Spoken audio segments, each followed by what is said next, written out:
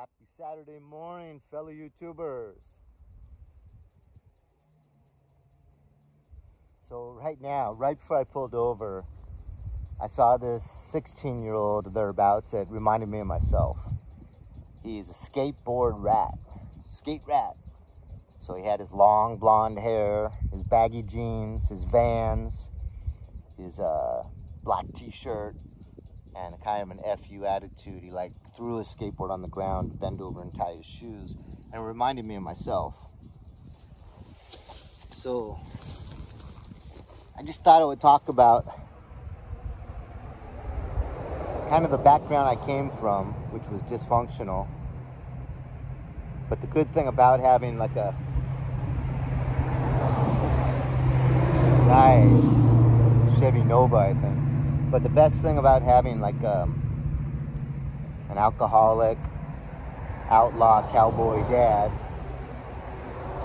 and a mother that was solely committed to her career was being counterculture. Because I don't like this culture. I don't want to be part of this culture. But the bad side was pretty much got psychologically addicted to marijuana at 16 and thought it was my God-given right to get drunk on Fridays and Saturday nights because that's, my role models. But back to the good side is I had God. My dad would say grace before big family meals, and I was even honored enough to be chosen a few times to say grace at a dinner table with my uncles and aunts and cousins. And they even put me in a Catholic school, basically saved my life. I got introduced to the Holy Spirit and Jesus. But two things bad again that came out of that was I've fought anger management, my whole life, and kind of lust. Lust was a good thing, right? Because it really helped you make your girlfriends happy or whatever.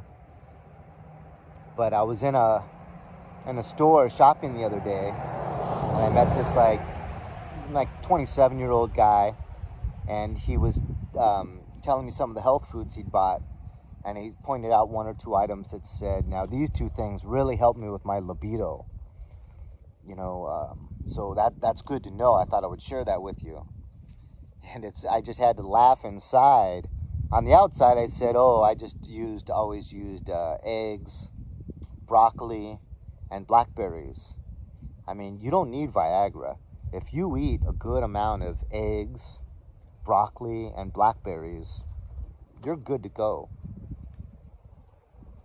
But for the last year and a half, I've been praying to have no libido.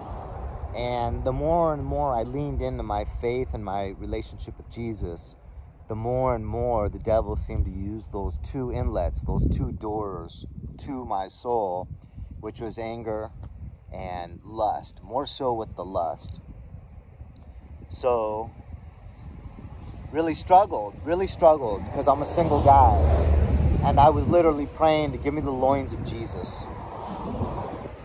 And to just, make me numb down there. I just want to use that for going pee.